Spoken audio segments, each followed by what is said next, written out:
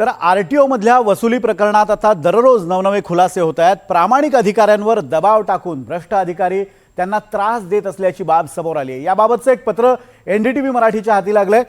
काही दिवसांपूर्वी 100 वाहन निरीक्षकांनी म्हणजे मोटर व्हेकल इन्स्पेक्टर्सनी एक पत्र महसूल मंत्री चंद्रशेखर बावनकुळेंना लिहिलं होतं आणि या पत्रात त्यांनी आपल्यावर होत असलेल्या अन्यायाचा पाढा वाचला होता आणि भ्रष्ट अधिकाऱ्यांची चौकशी करण्याची मागणी केली होती। हे पत्र नेमकं काय आहे आणि त्यातून काय राजकीय घडामोडी घडू शकतात आपण पाहूयात एक स्पेशल रिपोर्ट।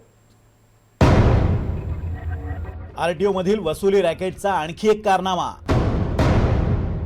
प्रामाणिक अधिकाऱ्यांवर वसुलीसाठी दबाव। वसुलीला विरोध कराल तर आयुष्यातून उठाल।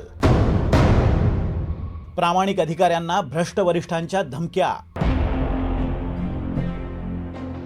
एनडीटीव्ही मराठीनं आरटीओ मधील भ्रष्ट अधिकाऱ्यांचं जाळं उजेडात आणलं आणि त्यानंतर आता वसुली रॅकेटचा आणखी एक कारनामा समोर आलाय।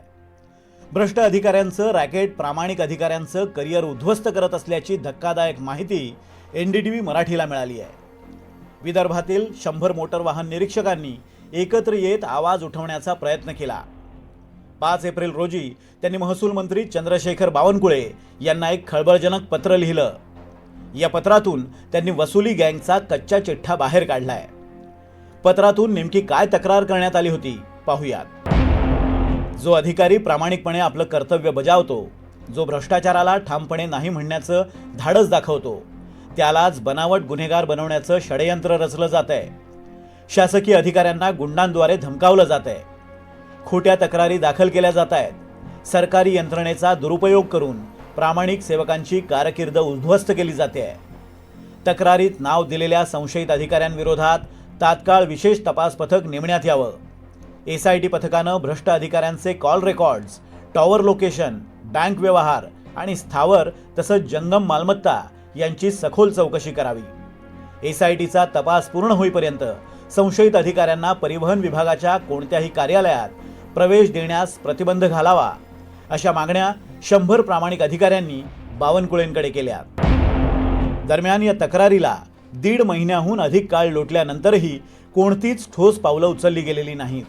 मात्र एनडीटीव्ही मराठीच्या बातमीनंतर मुख्यमंत्री देवेंद्र फडणवीस आणि परिवहन मंत्री प्रताप सरनाईक यांनी भ्रष्टाचाराची गंभीर दखल घेतली आहे। नाही, मला तुम्ही जी बातमी काल तुमच्या चॅनलला होती आणि कुठे ऑडिओ सुद्धा काही अधिकाऱ्यांचं संभाषणाची टेप सुद्धा मी ऐकली। मला आपल्या एका वार्ताहरानं ती लिंक पाठवली आणि त्यावर मी ताबडतोब माझे जे राजेश नार्वेकर आहे परिवहन आयुक्त, त्यांना चौकशी करण्याच्या सूचना केल्या आणि त्यांना सांगितलं की ही ऑडिओ क्लिप जी आहे ती आपण सायबर क्राईम कडे पाठवावी आणि सायबर क्राईम कडनं अहवाल आल्यानंतर ताबडतोब त्या सर्व जे अधिकारी आहेत त्यांचं निलंबन करावं।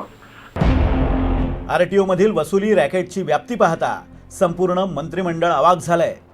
त्यामुळे भ्रष्ट अधिकाऱ्यांवर कठोर कारवाई करून प्रामाणिक अधिकाऱ्यांना बळ दिलं जावं अशी भूमिका मांडण्यात आली आहे। आरटीओ मध्ये आता लॉबिंग सुरू आहे, पैसे घेत आहेत अधिकारी। याची ऑडिओ क्लिप एनडीटीव्ही मराठीच्या हाती आली। कसं रॅकेट ते काम करते, तर कामं करून घ्यायची असेल तर अधिकारी थेट त्या ऑडिओ क्लिपची शहानिशा करावी, त्या ऑडिओ क्लिपची चौकशी करावी आणि त्याच्यामध्ये जे कोण आहे त्याच्यावर कारवाई करावी। एक लक्षात घ्या, एकनाथ शिंदे साहेबांनी मुख्यमंत्री असताना अत्यंत महत्त्वाचा निर्णय घेतलेला होता।